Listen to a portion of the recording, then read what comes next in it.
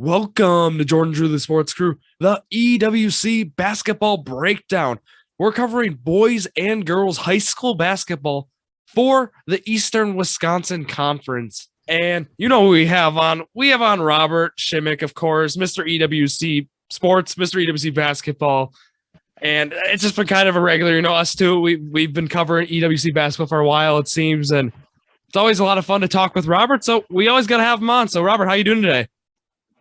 I'm doing great. And Drew, I know you are a Valders Vikings alum, and we're talking basketball this episode, but I can't pass up the opportunity to congratulate you and Valders on an EWC championship in ice fishing.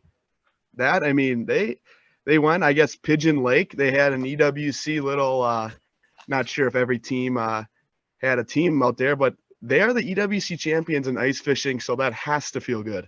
It feels great. And actually, Kyle Whitness was out on the ice with the team yesterday. He might be at point right now. He might be in college, but he's still with the ice fishing team. Also, Liam Duvenak, super Kyle senior. Whitness. So they helped them get that EWC title. I believe they edged Kiel by one. This is what Kyle told me.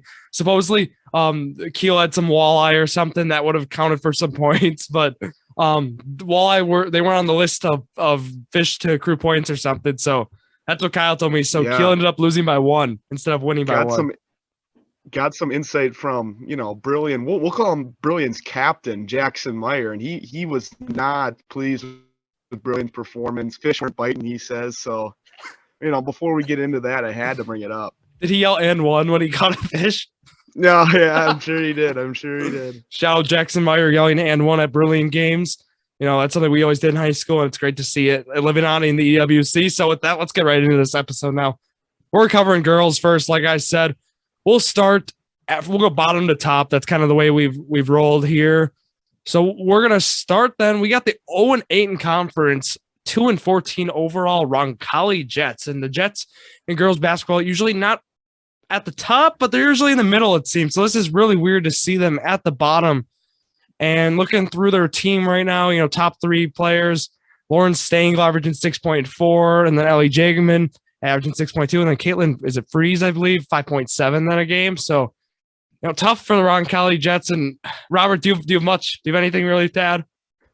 No, I haven't seen them play really. I just know last year they actually, I think, were the lone loss they gave Brillion. They were when Brillion won conference last year, they were the lone loss Brillion had. And yeah, tough year. Their best player, Abby Stelzer, left from graduation. 0-8. I have not much to say. I haven't seen them play.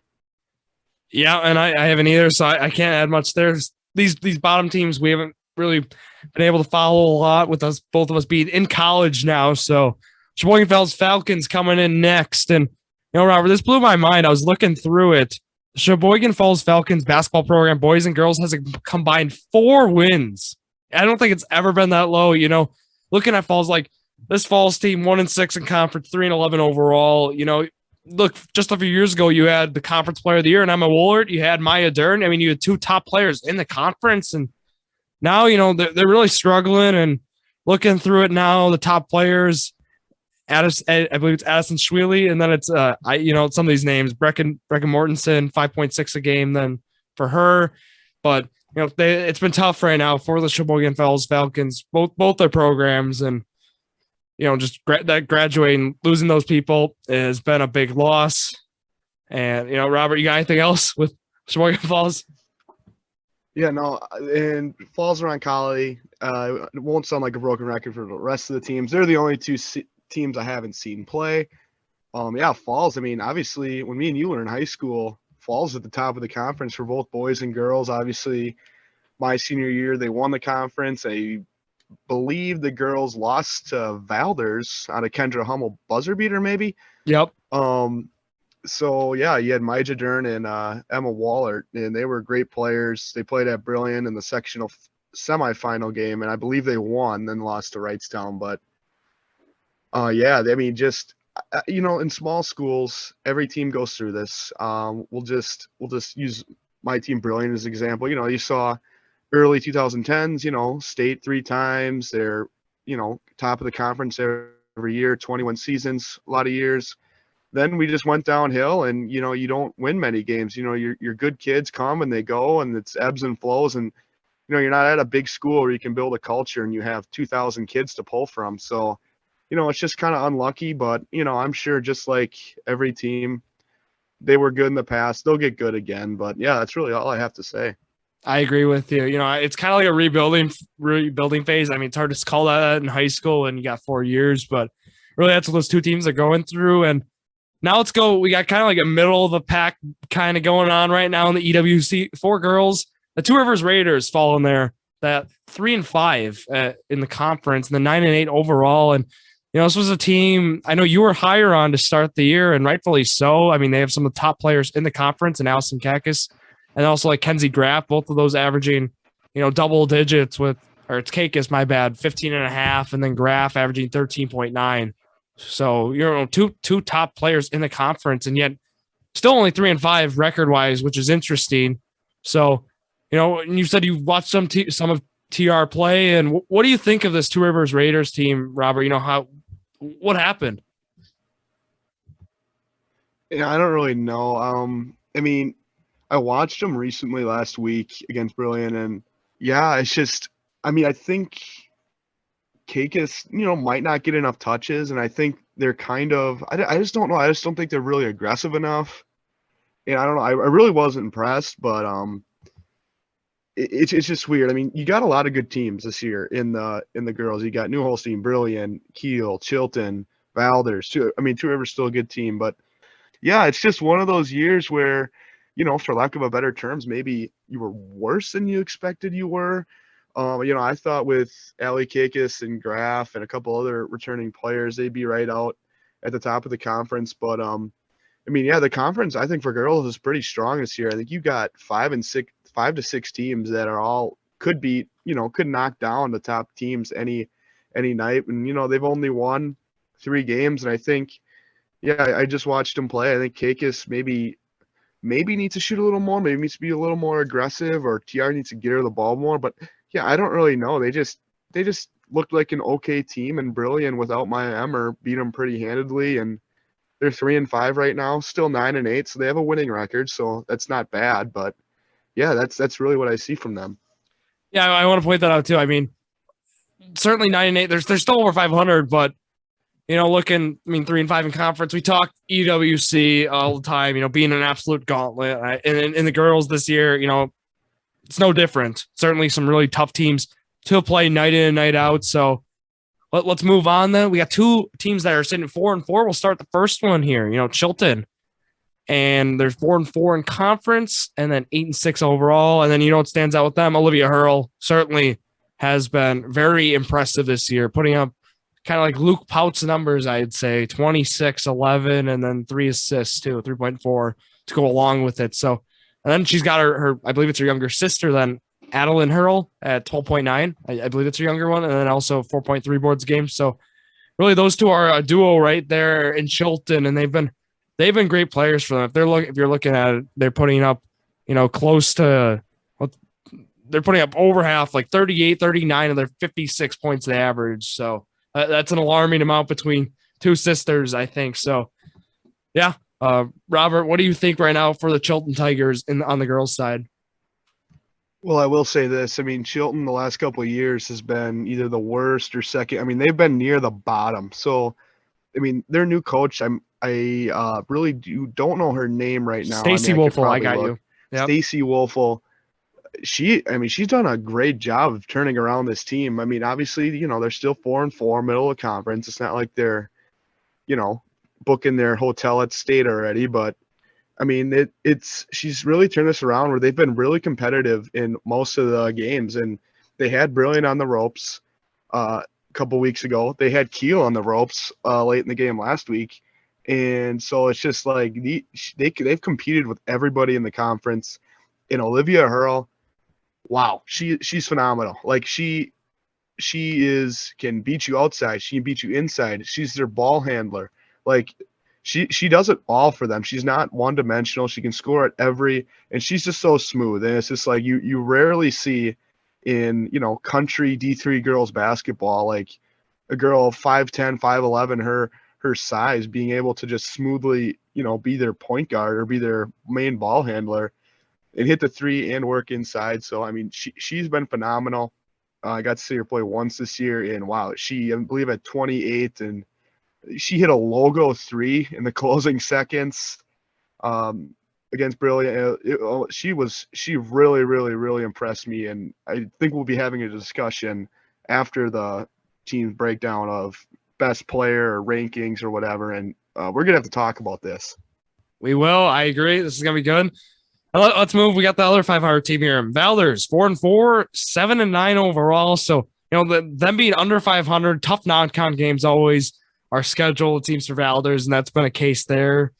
So they're 3-5 right now in non-con games if you look at it. And Chilton and TR both having better overall records, but conference, I mean, Chilton's the same, and then TR is one game worse than the Vikings right now. But this Valders Vikings team, led by Coach Eric Otto, it's been the Carissa Hummel show like we predicted, with 13.6 a game and then 7.4 boards.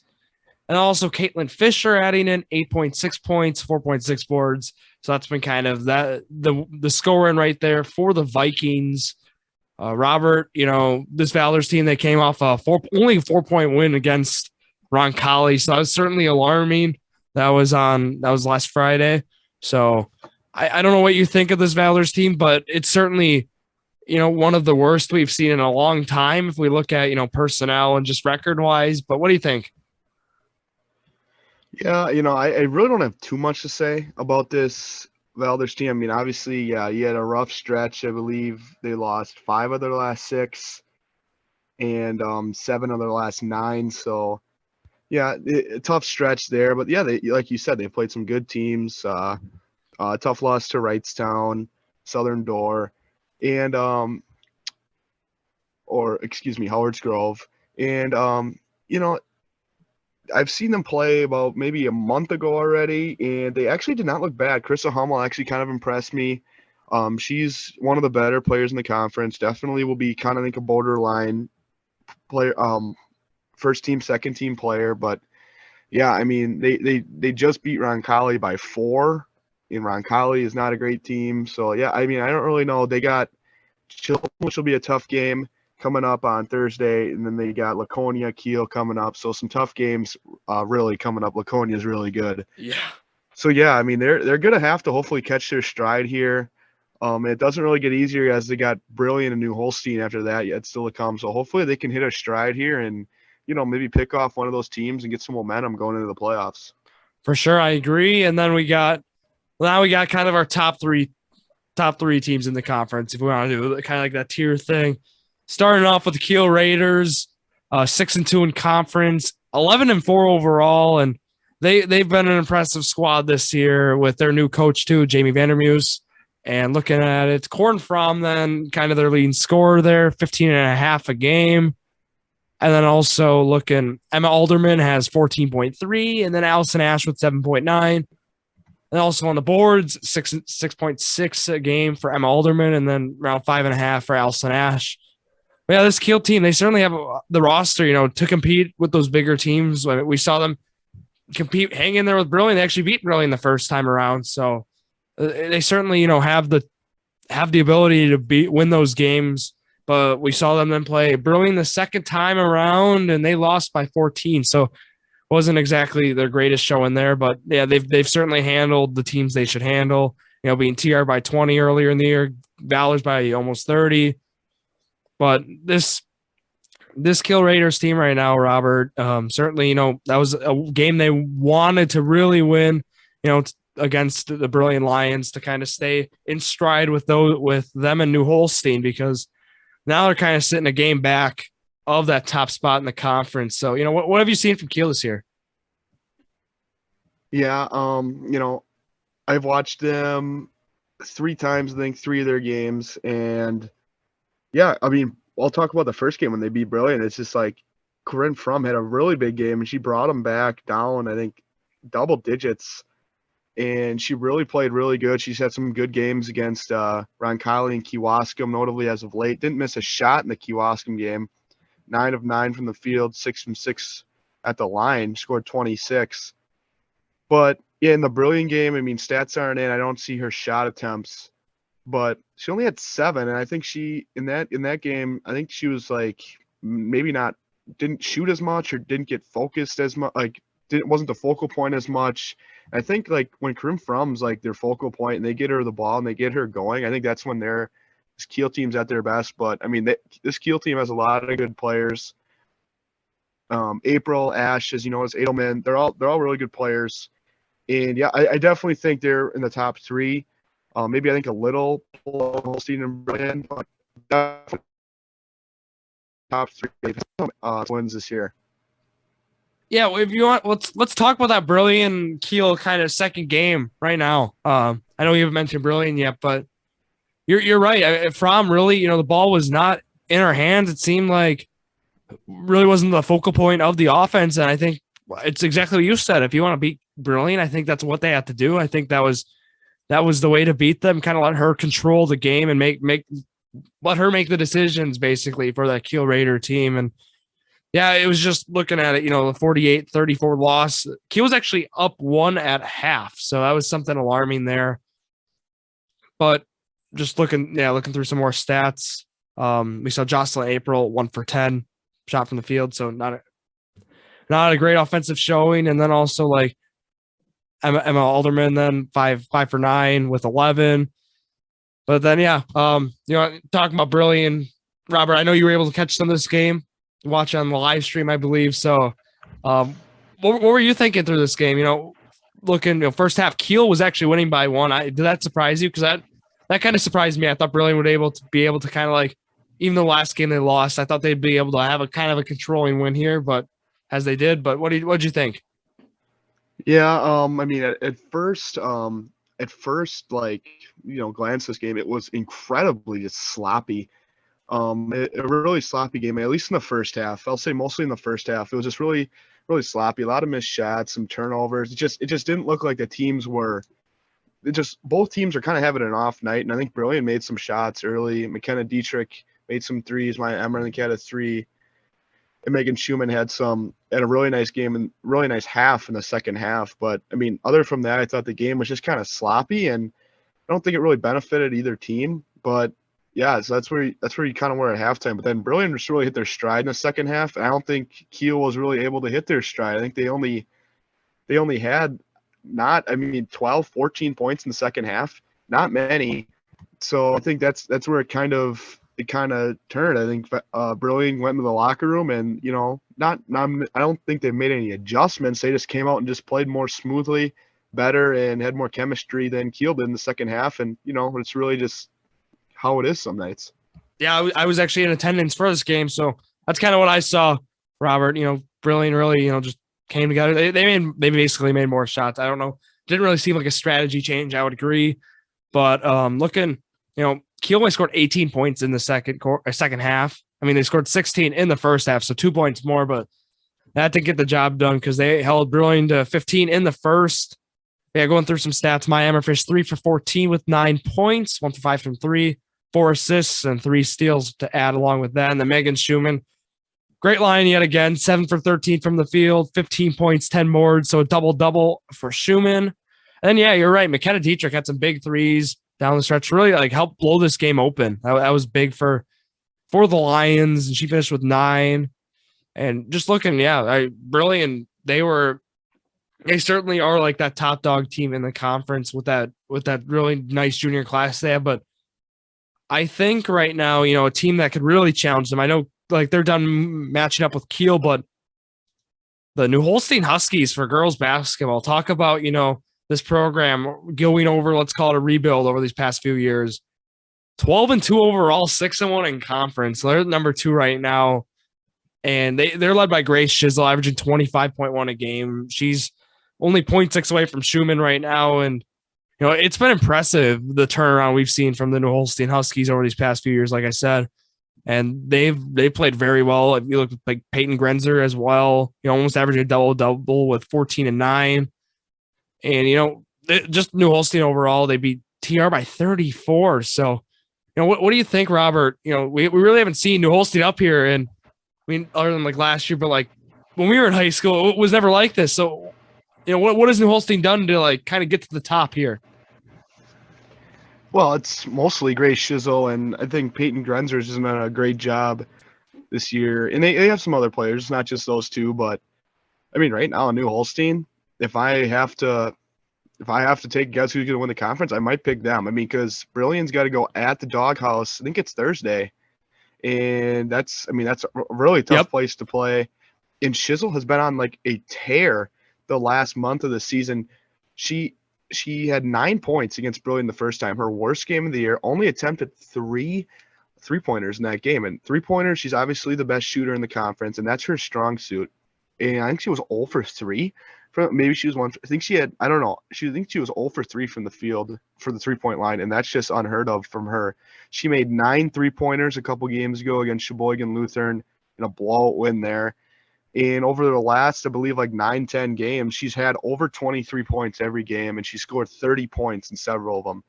So it's just like she's just really taken off, and she's really just elevated this team. And, obviously when she's hitting her shots, it just motivates the rest of the team to play better and hit their shots. And that's just something that doesn't get said a lot. So I think she's really just been driving them to, get on this little tear here. And this is definitely Brillion's hardest game of the year coming up Thursday. Yeah, and you bring up a great point. It's being the second meeting between both squads. New Holstein, they could easily, if they win this game, I feel like conference really is theirs. I mean, they really control their own fate if they end up putting Brillion at 2 losses. So I think I would go, New Holstein as a favorite to win the conference right now too, even though right now technically with Brillion being 7-1, New Holstein being 6-1, Brillion technically has the edge being number 1 right now. But you're right, Grace Shizzle, just an absolute scorer, great player, great team player, for the New Holstein Huskies. And yeah, she's a big part of what they've been able to do there. And yeah, certainly Brillion. I'm not going to, from sophomore to junior year for like that junior class, they played great. They still have been a great unit, 14-2 overall, but we'll have to see, certainly if Brillion does not win conference this year, that would certainly be a disappointment for, their expectations, I would think. And let's move then, to the number 1 team right now, the Brillion Lions, Robert's Brillion Lions, looking at Coach Jeff Capelli, his squad, looking, Schumann averaging 18 a game, 18-7 right now, still plays excellent player, phenomenal. She's done great. Maya Emmer, also a solid player for the Lions at 9.5 a game. And, Robert, talking Brillion, I know you've been able to catch a lot of these games. What is it going to take for this Brillion team to kind of overcome New Holstein? I mean, even though they beat them, but how are they going to beat them a second time around? Yeah, I think they just have to focus on just playing within themselves and not playing scared. I think, not that they do ever play scared, but I think sometimes there's definitely games where they play more in chemistry with each other than other games. Like Wrightstown, for example, and Wrightstown's a good team, maybe not as good as last year, but they're still a really good team. They beat Wrightstown by I think like 4, maybe 3 or 4, and that was right around Christmas breaks. And that was probably the game where they looked really good and they hit their shots and they were in control pretty much the entire game. And I think that's just kind of like, it just almost comes down to just what kind of game they have. And yeah, it's obviously if you hit your shots too. And it's just like Shizzle, you got to do something on her. I mean, you have to take her away. You can't just let her pump up 14 threes and just hopefully they don't go in. Like, she's going to hit her shots. She's going to get hers. And yeah, I just think it comes down to late in the game, who's on her, who shuts her down. And I just think it's going to come down to that 8 to 3 minute mark in the second half. I think that's usually when a lot of games are won. Who makes the bigger plays? Who hits their shots in those times? Because I don't expect it to be a blowout, or I expect it to be a really close game, come down to the wire. Brillion won. Really nice game last year at the Doghouse, and they played really well. I remember that game. So I think that'll kind of be the same way. Is who hits their shots in the second half. For sure, Robert. And I'm looking through the rest of the schedule for the Brillion girls team. They have some tough games, really, left in the year. So they have some good tests before, playoffs start. Of course, New Holstein Thursday is going to be a big test. And then Monday, January 31st, they play at Michigan.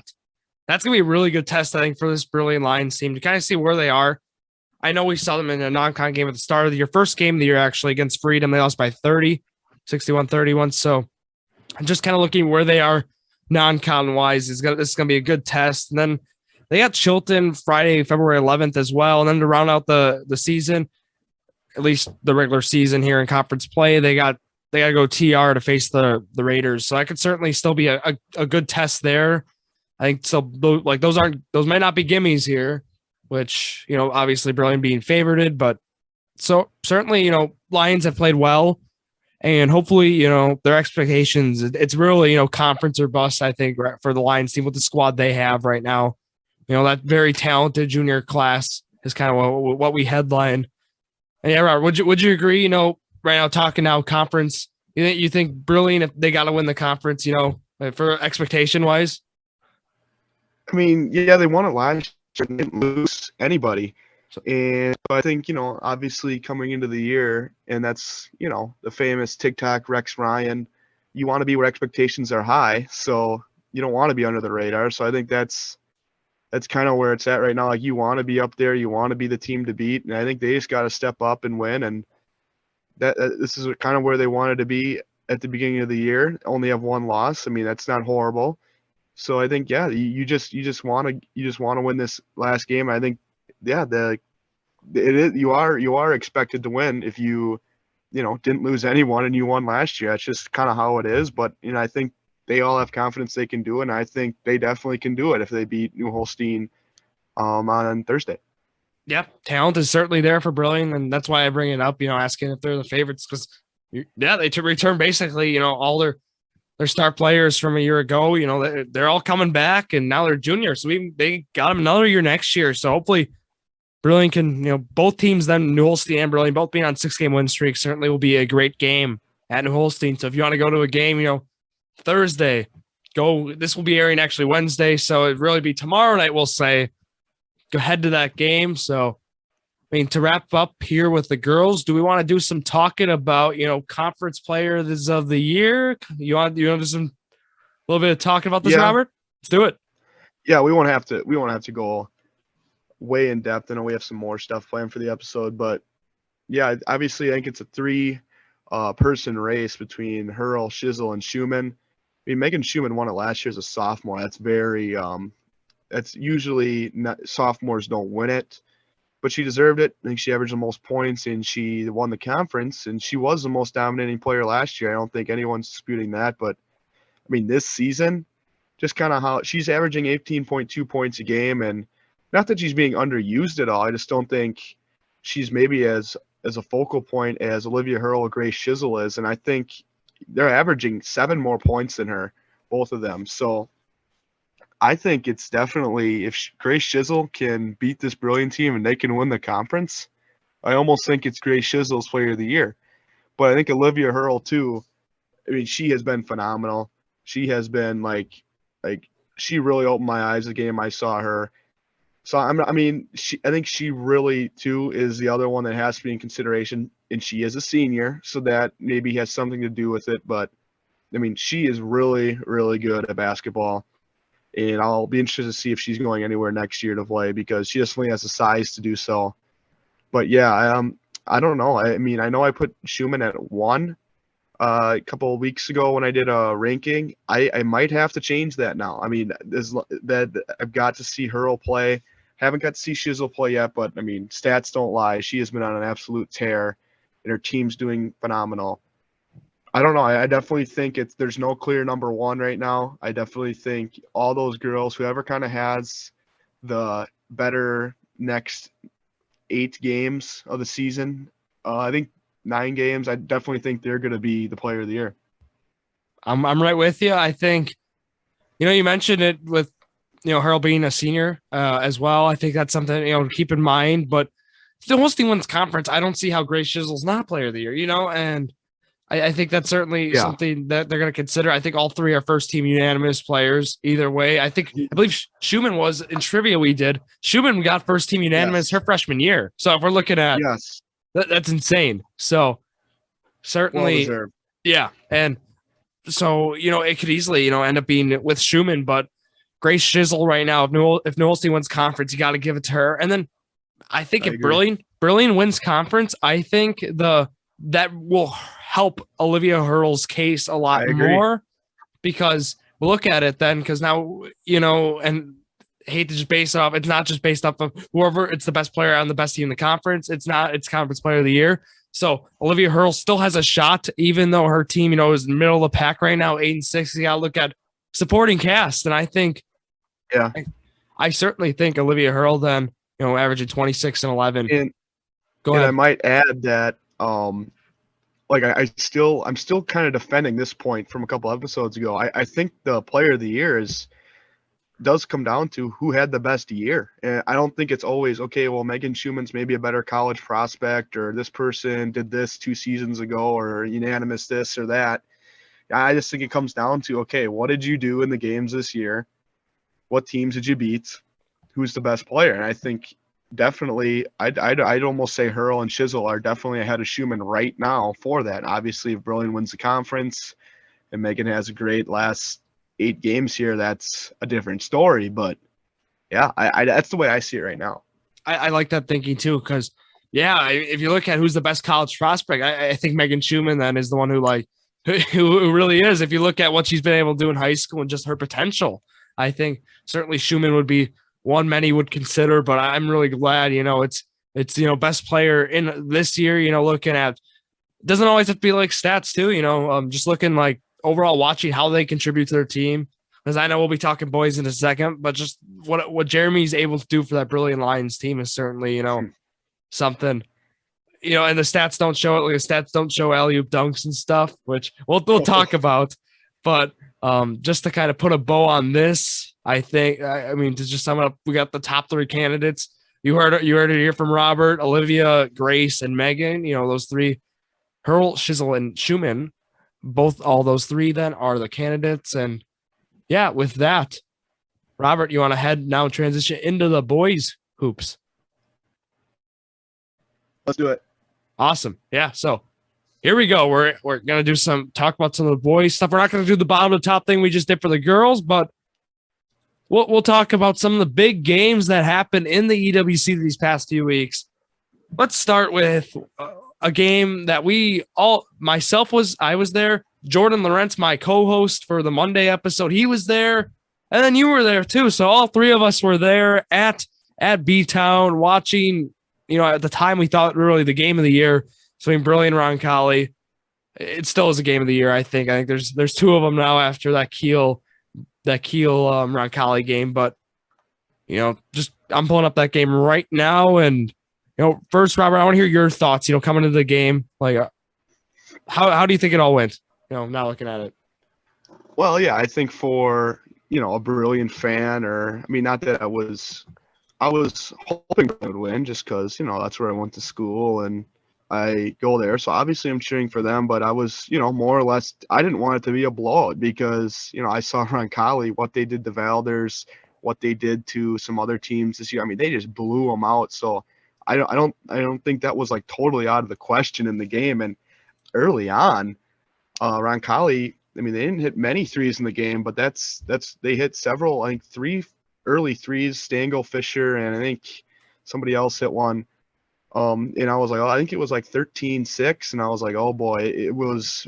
I remember Grady Geiger threw the ball out of bounds by the Roncalli student section. I was like, it's going to be one of these games where we're just, down 8, down 10 the whole game trying to claw back, but it really wasn't. I think there was a certain point, I'm not sure exactly what it was, kind of in about the 12 to 10 minute range. I'm going to say the point was when Grady Geiger got his first basket, posted up Ryan Fisher, and he got should have been an and one, but he finished a basket, and then I think he kind of thought like, okay, I can play with these guys. Brillion was like, all right, we can score, inside, we can dominate inside, and I definitely think that's what won him the game. I think Brillion was the more physical team. They owned the inside of the paint. I think that was a big reason for, Roncalli's shot selection, as they were, I believe, 6 for 34. Yep, you got it on the dot. And I think you probably would have to do a lot of digging to find a game where Roncalli shot worse. And I think, heard some comments, from Roncalli. It's just, we're not hitting shots or they just weren't falling. But, I just think you have to really give it to Brillion's defense that they played a really good defensive game. And I don't remember too many wide open threes, especially in the second half. I think there were a couple. Stengel had one on the wing, and Witsak hit one up on the top. Yanda hit one up on the top.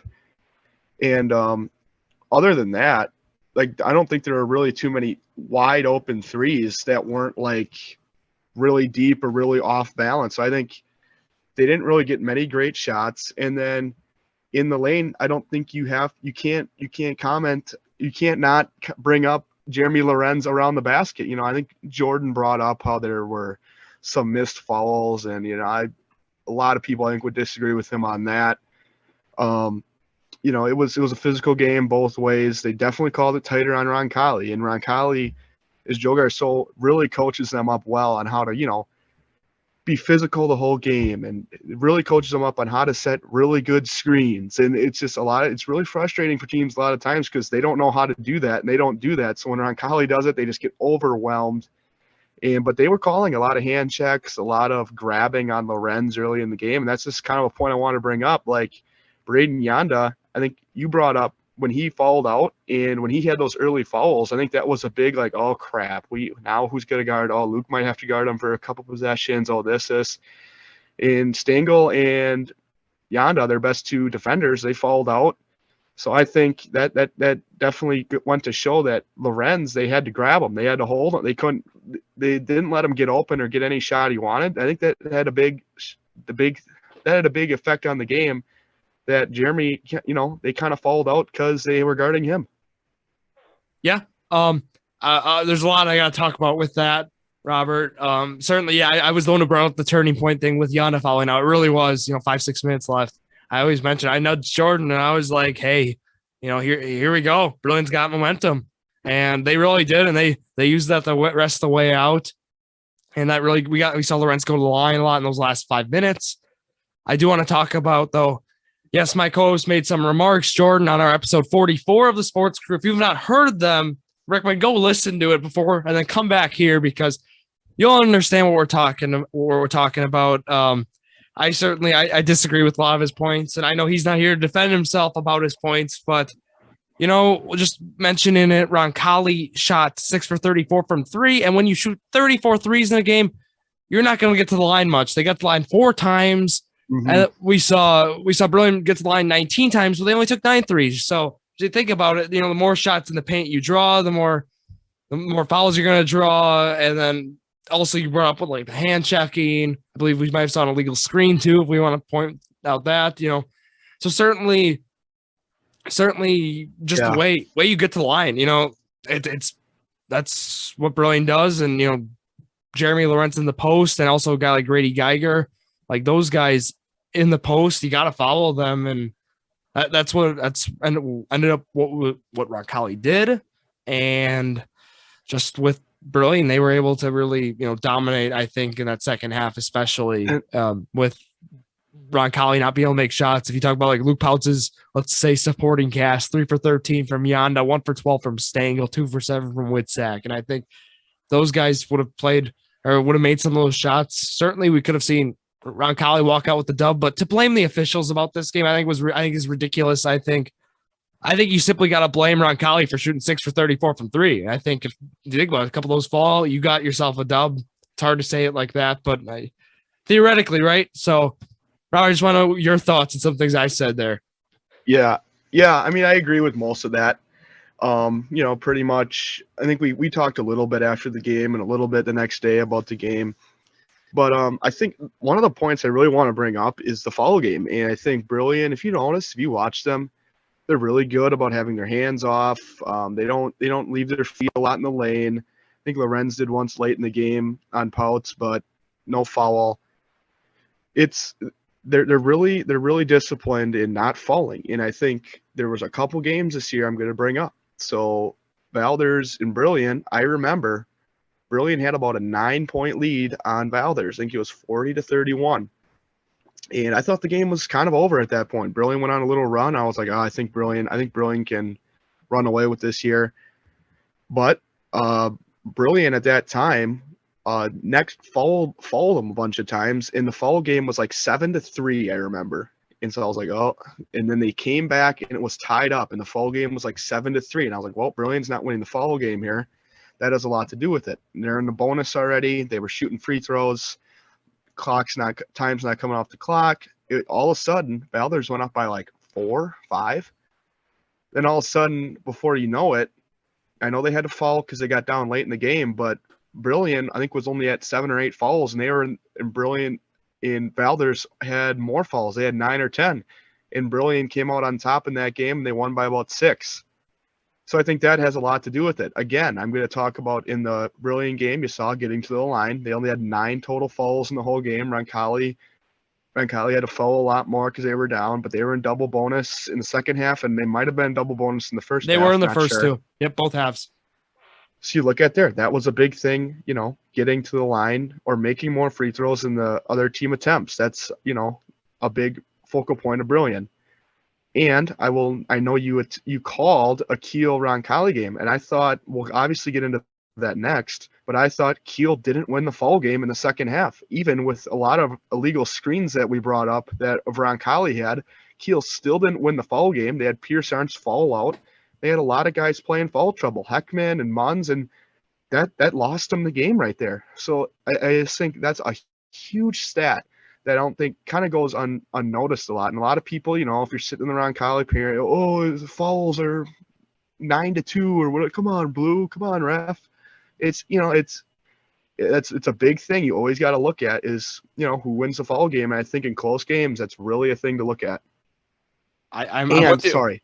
Yeah, go ahead. I'm going to cut. I have one more point to make about the Brilliant game, and then we can move on. Last year, when Roncalli lost to Manitowoc Lutheran, I think I brought this up to you. I believe Manitowoc Lutheran was 2 for 6 from beyond the arc. And what'd you say Brilliant was in this game? Brilliant was 2 for 9. 2 for 9.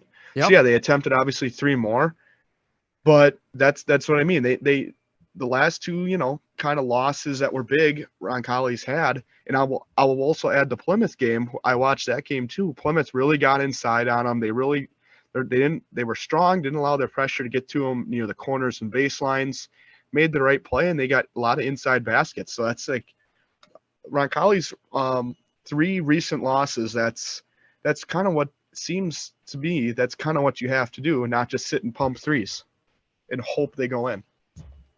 I'm with you spot on. And yeah, with Roncalli, certainly they played. Let's get into it right now. They played a really, really close game. They almost lost that Kiel team. It was a Thursday night at the Jet Hangar too. Roncalli being a heavy favorite, of course, being at home and just against a young Kiel team coming to the Jet Hangar. I mean, of course, Roncalli's gonna be favorited. Myself and Jordon Lawrenz, we called this game on WOMT. You could listen on 107.9 FM or 1240, and then also on the WOMTradio.com website. And it was certainly, quite a treat of a game to call. And I don't know, Robert, you were able to listen in on it, which was great. And yeah, just thoughts of this game. Just the first half, Kiel was up 7. Everything was falling for the Raiders, who ran a 6-man rotation, basically, the whole game. They had one person, usually they'd sub in, not a lot of guys they would bring into the game. And yeah, Pierce Arns, certainly, he played really well. He was 3 for 3 from 3, 5 for 13 from the field. And threes were falling for this Roncalli team or this Kiel team early. That finished 11 for 21 from 3 for the game. And, just Pierce Arns, he pulled up one of them that just shocked me, Robert. Left wing, NBA range 3. Pierce pulls it in a guy's face, drains it. Certainly just takes some crazy shots. You 2 insane and ones. Just, you don't see this stuff every day. And I think Pierce certainly, when he's a senior, the conference will be all his. And, how did were you able to catch some live stream of this game? Also, like a video, and what were your thoughts in this first half? So no, Avi, I don't know what's up with Roncalli's streams. Last couple of weeks they've been like off or something. The game wasn't live streamed. Not sure why, but I was kind of bummed out. I do have access, I think, on Huddle to view it now. I haven't done it yet. But yeah, I listened to you guys the whole game after watching Brillion have their way with New Holstein. And it sounded like, yeah, Pierce was just getting shots to fall. I mean, And I believe Landon Bruner hit some threes too, that were big in the game. And so I think, yeah, I mean, you see this a lot from Kiel. We saw it early in the year where they just hit a bunch of shots, and that's how they beat Valders, and they get hot. But I just think late in the game that youth got to them, that the fouling got to them, that just kind of. And I'm not, obviously, I haven't watched the game, so you can attest to this, but I remember you or Jordan making a comment like they were playing really like frantic, or they were playing like they were maybe shooting with like maybe 4 or 5 minutes left when they didn't really have to. Yeah, I know there was, I'm trying to remember what you guys all said, but I know there's a lot of that stuff, and obviously they're still a young team, so you're going to have those issues, and to even be up 7 or up late in the game at the Jet Hangar is really remarkable. But yeah, I just think that's what my thoughts were, not being able to watch the game. So there's a lot of stuff, that gets left out. But yeah, I kind of maybe criticized Pierce Arndt a little bit on our previous podcast. Maybe he's shooting too much. I still think he shoots a ton. And some of the shots, you can debate whether they're good or bad, but he shoots a ton. But when they go in, he has the ability to make them. When you go in and you hit those 3 threes, they're so big early on in the game. They give you the confidence to play good. And it sounded like he really was their driving point or their focal point in the game, and he was big for them. And kind of when he fouled out, all the momentum kind of slipped away from Kiel. Is that incorrect? Yeah, you're spot on. And I touched on some keys to the game. In our radio broadcast, I had some planned out, and one of them was, if Kiel wants to win this game, we got to see a balanced scoring attack. And, actually, we saw a pretty balanced scoring attack between Pierce Arndt. He only shot 13 times. Mitchell Endries and Arndt had 19, and then Endries had 17. Aiden Murphy, then the sophomore, had 9 as well. And it was pretty balanced overall. And also Pierce, having 7 assists. He look, we talked about his shot selection and stuff. I believe he only had like 3 shots that were certainly, I'd say forces. So it was nothing, was bad. He's done a really great job of kind of controlling that, I'd say. And just Mitchell Endries, as a scorer as well. He's been big for them, being like their lone senior kind of guy, and that's been great to see. And what were you gonna add there? Oh yeah, I was just gonna say, like, Endries and Munns, I just think when they're the best when they play through them, and like that's when Kiel's the best. I mean, I watched Kiel play. I had nothing else to do on a Saturday afternoon. I'm in quarantine with COVID, so I haven't been able to go to any games recently. So, I watched Kiel play Milwaukee Academy of Science, and obviously a lot of buzz around Milwaukee Science. They got Tayshaun Bridges, but Milwaukee Academy of Science looked horrendous. I mean, they didn't look like they want to be there. I don't know if it was a long bus ride. I don't know if it was a Saturday afternoon. I don't know what it was. But Kiel gave them all they could handle, and without a Mitchell Endries in the second half, like, I was really impressed with Kiel. I mean, Arndt's, shot a lot in that game, 5 for 22. But yeah, he still played pretty well. I mean, he had 17, and he had a lot of sneaky plays where he had steals. He found the open man a lot. And he does a lot of little things that go unnoticed. But yeah, Kiel overall, I think Endries and Munns, and even a guy like Jack Heckman. I remember bringing him up last year because I was impressed with him on the JV. He really impresses me. Bruner and Aiden Murphy, great players. I mean, yeah, like I said, I think Kiel, there's only going up from this Kiel team right now. I think next year they don't have any seniors they don't have any juniors right now. That'll be seniors next year. I think that might be, something to look for. That's never really a good sign when you have no people in one class, but they really can't control that. So yeah, I think Kiel, it's only really going to be up from here till Arndt graduates from where he's at right now. And I think you got to be really excited if you're a Kiel fan.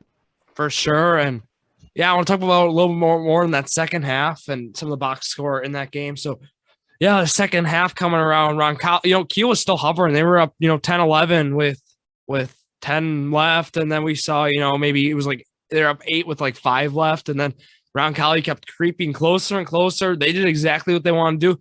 stop the clock and get to the free throw line, get some points without time going off the clock. They were at the free throw line a whopping 27 times compared to Kiel's 15, and that kind of credits Luke Poutz's dominance in the post. 8 for 19 in the game, 10 for 13 from the line. And I want to point out them with the Luke Poutz presence. I'd say, I mean, Grant Munns, he was hovering around the 3-point arc on. He was not really going down low in the paint at all.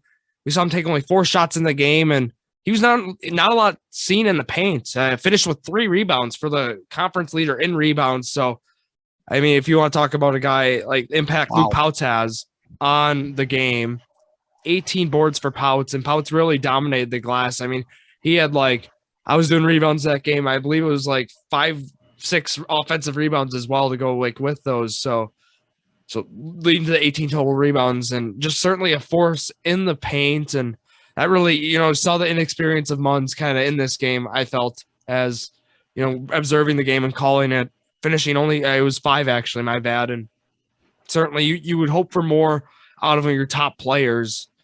And I also wanted to touch on then, in that crazy sequence second half, I got to talk about it. I'll break it down right now. So it's 10 seconds left, maybe 10, or Kiel has the last possession, or the second last possession, and they're looking for a 3. They're down 57-54. They need a 3 to tie the game. So Pierce Arns, I believe, or I don't know who, dribbles the ball, passes it wide open. Sophomore 5'6", Aiden Murphy, left wing, splashes. Munns to Murphy, right? Or is Munns to Murphy? Yeah, my bad. Yeah, Munns to Murphy.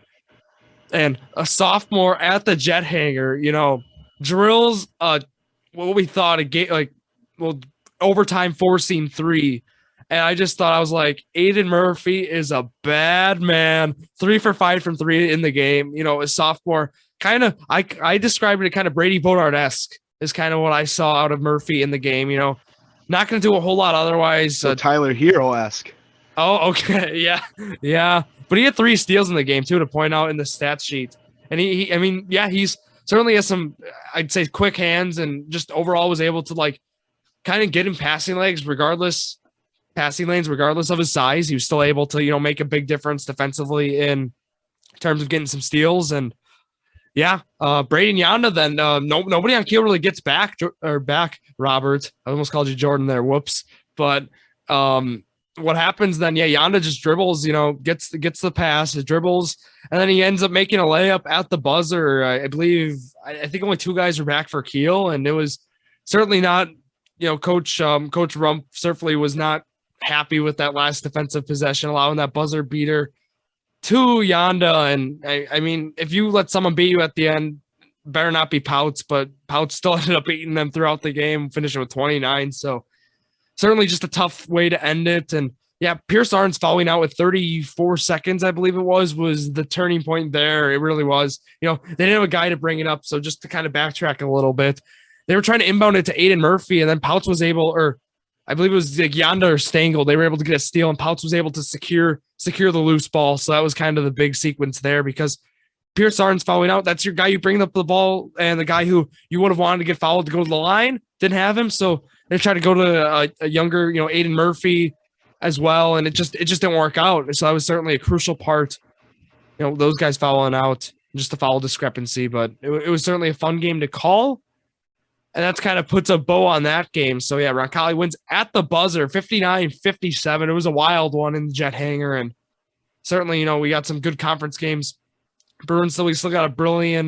We got one more Brillion Roncalli matchup. We got Brillion Valders matchup at Valders. So who knows? Who knows, Robert? Who knows? But well, yeah, and on that one, I might add that I will say this. I was more nervous Brillion was going to lose to Valders with 2 or 3 minutes left than I was to Roncalli with 2 or 3 minutes left. And at Valders is definitely a really tough place to play. So they had him on the ropes last year. I think you were at that game, right? Twice. They had him on the ropes twice. Yep, I was there.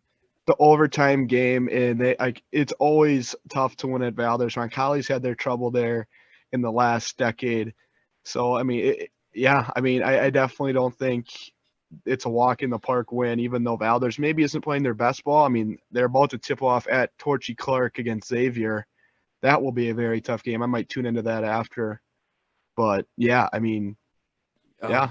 That's pretty much, yeah. Only thing I'll add with the Keel Roncalli game, I could definitely just tell by the tone of your guys' voices, like Roncalli was still in the game, like when they started marching and they were going, like I always knew Roncalli was coming back. I could just tell in the tone of your voice that like Roncalli was going to win that game at the end, and you have to recognize Luke Pouts. I think maybe just after this we can have I'll give my player of the year and I'll give my first team and player of the year awards right after this. But Luke Pouts' basketball IQ is off the charts. Like I've never seen a player as smart as Luke Pouts play. And I mean, obviously he really put the team on his back in that game, even though, like you said, maybe he missed a couple layups, I think I heard you say, but he really focused in, went 6 for 6 from the line in the closing seconds and minutes. But I mean, he is just phenomenal. Yeah, you're spot on. I always like to compliment Pouts' basketball IQ. I mentioned it even in the game, like some of the reads he was making, just passing, and it was like, how did he see him? That's certainly, that's what the great ones do, and that's certainly what Luke Pouts has been able to do this year and all throughout high school, basically, for basketball. So, yeah, now we want to kind of talk. I know I just want to mention with Valor's being a tough place to play. When you got a guy in a banana costume in the student section, because now shout out Clay Taylor, he's the new banana this year. He will be, for sure, at that Brillion Valor's game. So there'll be another banana there, Robert. So, I'm certainly looking forward to seeing that result there. But let's touch on now kind of what you were talking about, Robert. Let's hear that first team prediction you want to do, and then a little bit of conference player of the year, I heard. So obviously there's a set 4 I have with first team, and I still don't know who the 5th player is, although I might have an idea. I have a guy I really like right now. I don't think we've even really talked about much. I mean, you've obviously brought him up after the Roncalli Brillion game. So obviously I think there's 2 guys I might give it to, 3 guys maybe I might give it to that last first team spot. I think it's Luke Pouts, Jeremy Lorenz, Pierce Arntz, and Cole Hovey. I think you could all give those unanimous first team. Maybe Arntz not. I think Pierce Arntz is still unanimous, just because it really drops off after that. I think a guy that I really think, honestly, if he has a good second half of the year, could be on first team. His grade might deter it away from it, but I think Grady Geiger honestly I think he has a real shot to get on, because I'm just going to put it this way. Like, in the biggest game of the year, he was Brillion's X factor. He had big buckets and big rebounds. I think him, Parker Brown, I really hyped him up on the last pod. He's kind of gone cold from the 3-point line. After that, he still is, needs to be more aggressive, I think. But really, besides that, the only other guys who I think could make it are Endries from Kiel. He's a really solid player. And if Chilton was a top team, maybe Alex Breckheimer. But I like Grady Geiger. I think right now he might be my 5th first team player. Yeah, and him or Mitchell Endries. What I think right now, here's the cliche, if the team who wins the conference, usually gets the 2 spots. We saw it with Bonin and Pouts last year. Yep. And I certainly, Brillion, they're sitting at 14-0 right now, undefeated. I think, if they're able to handle Roncalli and, those teams second time around, I think, if they finish top of the conference, I think you got to put, 2 Lions in there. And I think, why not Grady Geiger? Certainly, you brought up all the points that I would love to bring up too, and I was going to mention him too. So I'm really we're on the same page with that. I think Grady Geiger, being only a sophomore, right? Yeah, I mean that's once, I really don't want to mention Lorenz graduating. That really pains me to say, but once Lorenz is gone, you still have Grady Geiger, and he'll be back for the next year too.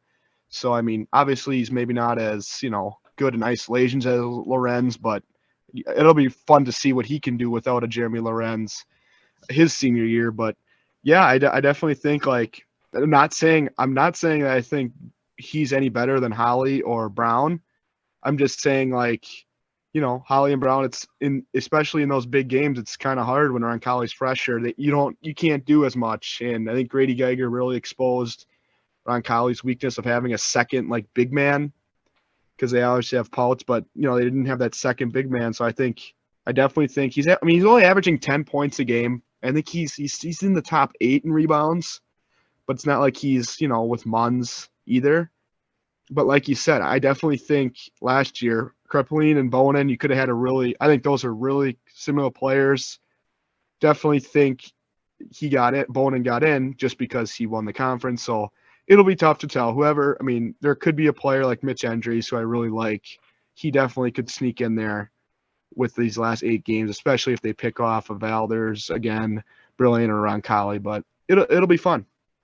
I'm right with you. And yeah, I think, and then, I'll just touch on some second team guys. I think, a lot of guys from New Ulster come to mind here. I think you could see maybe even like Phil Casper take a second team spot, Grant Munns, those guys for sure. And then maybe even like, Mason Myers has played really well for Valders. I'll throw him, and Jackson Olsen still, even though we've talked about him, I think he's for sure a second team lock. And I think I would say. Breckheimer, you could throw him in there. And some of those guys might not make the second team for sure. Honorable mention. All the players we've mentioned are still deserving of an honorable mention for sure. So just want to throw that in there a little. Yeah.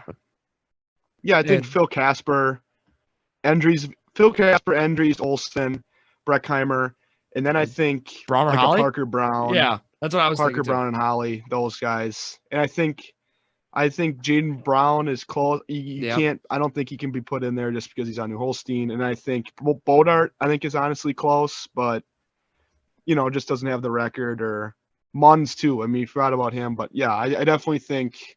And Yonda, a lot of guys. Some of the supporting cast, Yonda will be in there. Correct. Yonda, correct. Stengel. You look at those guys. Yeah. Our apologies, to the Roncalli faithful. Yonda, they're never on the front page. They only average like 7 a game, but that's a really, really good 7 points a game. Yeah. So I'd probably move around some of those guys I mentioned even, insert Yonda, probably second team for sure.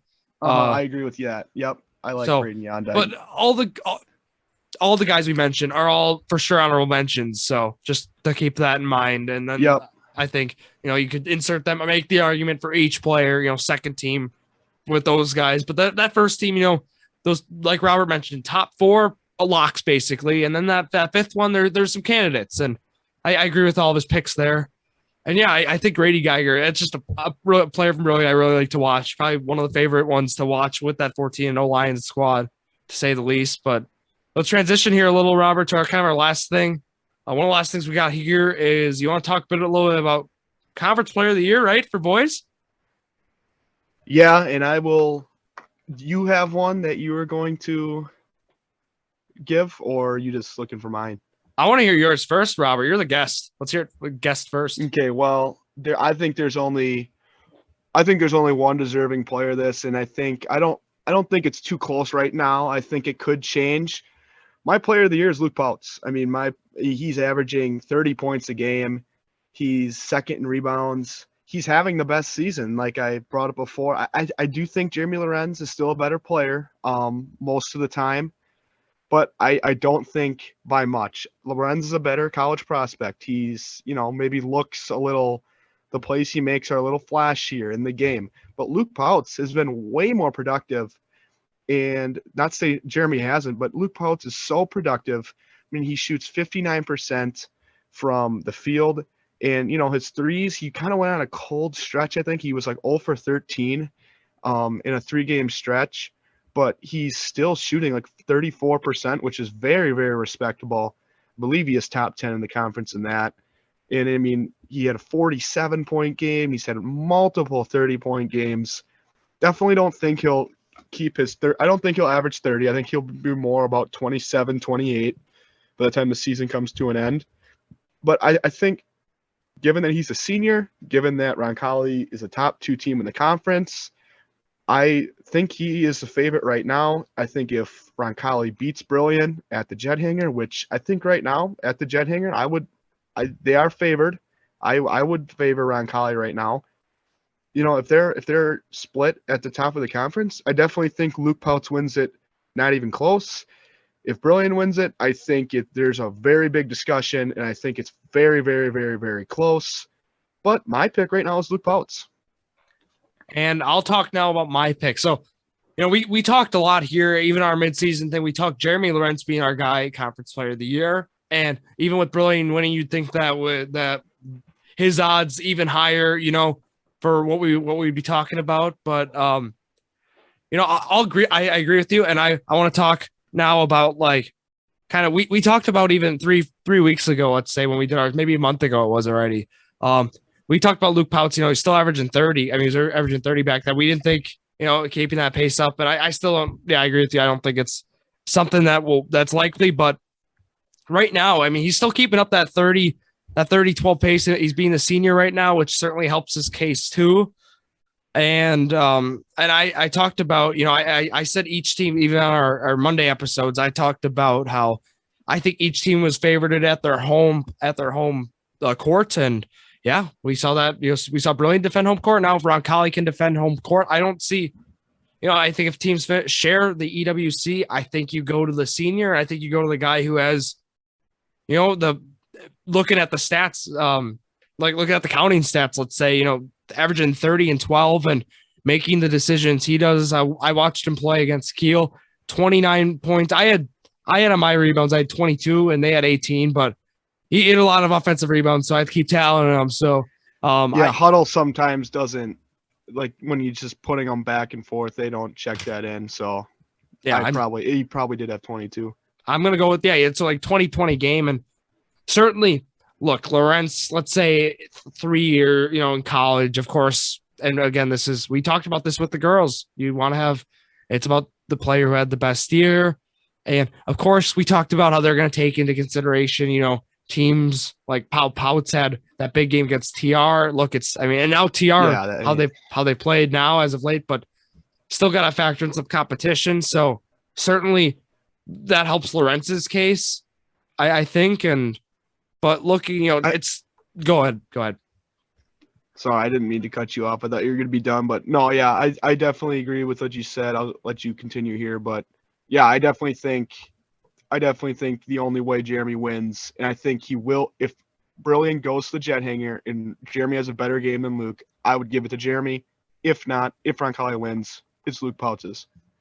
Yeah, and I'm with you on that now looking at how it is now, because if you just look at it, if Roncalli beats Brillion, it's really basically a share of the EWC title. We can think, nothing set in stone, but what Pouts has been able to do this year, and I know we talked about it, how great he's been. We talked about how great both these guys have been, but so we talked, even the month ago episode, we had Lawrence number one, and I think now, after seeing how Pouts played against, Kiel for me was a big one, watching him play again in person. I've seen him play, of course, a lot of times in person, considering he's been a prominent player on the team for these past few years. So yeah, Pouts for sure being a guy who I think wins the award if Roncalli wins or takes a share.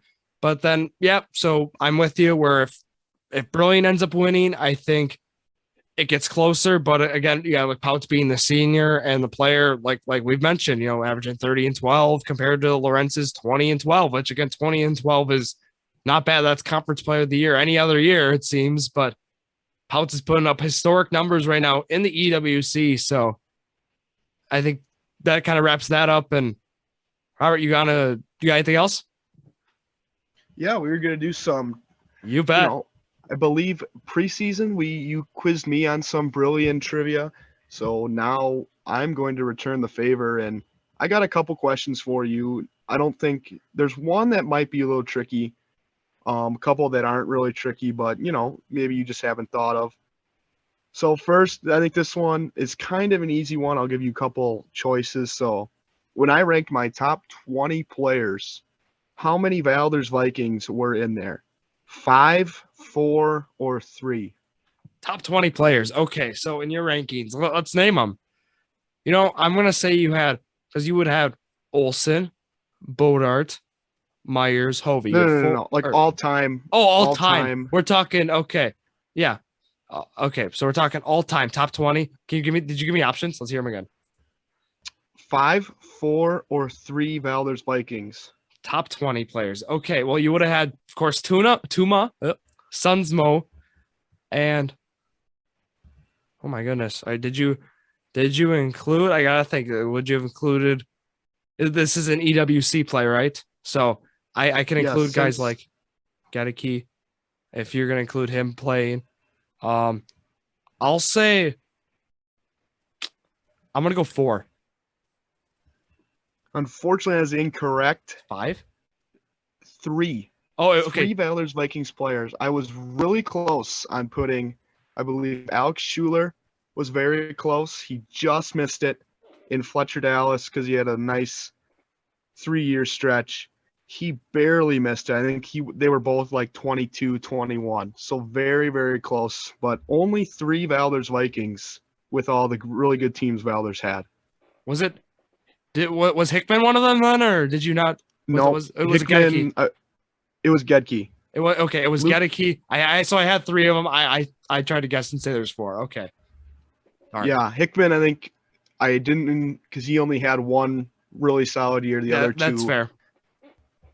So then my next question would be Trevor Lyst, who graduated in 2019. Was he a first team all conference player? Was he? See, I remember this. I believe he was because he had, right? He was not a first team. He was a second teamer then. Darn. Because he was the leading scorer that year, 2018. Yep, he finished with 14.6 points per game, I believe. And I actually thought he would get in. That year, Roncalli had Chomby, Ian Beringer, and Matt Levine, and then Buffton and Breckel got in for the first team. I actually thought he would get in too over, I think, Matt Levine because Matt Levine was hurt most of the year. But yes, he barely missed it, and he was a second-team all-conference player. Great player for Valors down the stretch, getting him to the sectionals.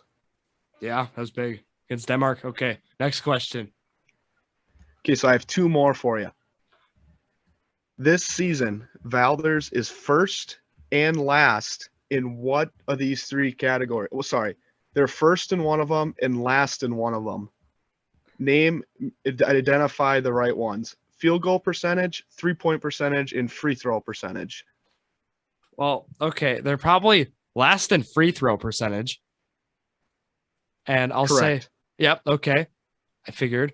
And then I'm gonna say they're first in 3-point percentage. Correct. Yes, got one. We're on the board. Woo! Okay, and then this one I did some digging, and I just assumed you were a Valors fan all your life and you went to games, but I did some digging for this one. This one is going back to the 2011 season. Holy crap. Okay. I know you have brought up beating teams 3 times in a season, and that's very hard to do. Mm-hmm. Valors lost to this team twice, and once by a score of 90-44 during the season, but they beat them at this team's home gym in the second round of the playoffs. Who was that team? Oh boy. See, this is Olympian Conference. This is before my time. You know, I'm okay. You know, we go back with Wrightstown. I'm gonna say Wrightstown. Unfortunately, that is incorrect. The What answer we're looking for is the Brillion Lions. It was Brillion? I did not know that. Holy, that's... In 2011, Brillion was coming off their first state appearance in 2010. One of their star guards, Trevor Krasneski, tore his ACL during the season. And I believe, Eric Kittle had a big game in 2011. They won 90-44, and that's 90 points in quarters. That's a pretty impressive score. And then I remember first game at Brillion. Brillion had a bye, so Brillion's first game in the regional semifinal, Valors came to town, and I believe that's when 2010. So that would have been, was that Andrew Schwer still? Maybe I don't think. He probably would have graduated. And Zach Edeke? That was too far. But that was Forrest Fenlon, maybe. I think that was around that time. There we go. That was around that time, and I remember devastated that Brillion lost in the first round to Olympian Conference full Valors. But I mean, that was fun. Hey, 1 out of 4. Those are some challenging questions, I will say. I was one off with 2 of them. I was one off with the Trevor Lyst one, and then one off with the first one. And I had a feeling the Trevor Lyst trivia question was coming up when you told me we were doing trivia before we recorded. I just thought, that was one of the sneaky good years in the EWC's history. I just feel like nobody talked about it. He averaged 14 in the EWC. Nobody. Yeah, he was really good that year, and I think he was better than that 14 points per game. Just the eye test, you could see him and Fletcher Dallas played really well. And I remember them beating Southern Door in Southern Door. Oh, I was there. Falling to state qualifier Denmark at Chilton. But yeah, good games and good year. For sure. And yeah, that kind of wraps up our EWC basketball breakdown, as we called it. And yeah, this was a lot of fun, Robert. And yeah, just talking. So now scheduling this is airing Wednesday. Tomorrow night, then Thursday night, we are Jordon Lawrenz and myself. We are at Mishicot High School announcing a girls' game. Lutheran and Mishicot going at Manitowoc Lutheran. That's going to be a great game. Lutheran almost beating Brillion at the start of the year, actually. So make sure to tune in, as I said, 12:40 a.m. radio or 107.9 FM, and then also on WOMT Radio on the website, WOMTradio.com. You can listen online live. So it doesn't matter where you are right now. If you're not in the Manitowoc County area, you can still catch the game. So we'll have it on our Instagram. So that transitioned into here. Jordan Drew _sports crew. You can find our Instagram, and then also you can our Twitter, JD Sports Pod, also, and our Facebook, Jordan Drew the Sports Crew. And yeah, it was great to have you on, Robert. And also always check out EWC Sports. We always like to plug them, which is Robert, and you can follow him then at EWC_sports. So Robert, yes, post I believe coming tonight. I'm just updating the standings and updating the stat leaders, and I just turned some Valor's Vikings on. They're down 22-7 right now at the really tough Torchy Clark Gymnasium. So hopefully they can get back in this game. Yeah, and we'll be rooting for the Vikings. They last night they played 10-1 Green Bay East at Valders at home. So I was at that game. Very tough. Green Bay East is a tough team.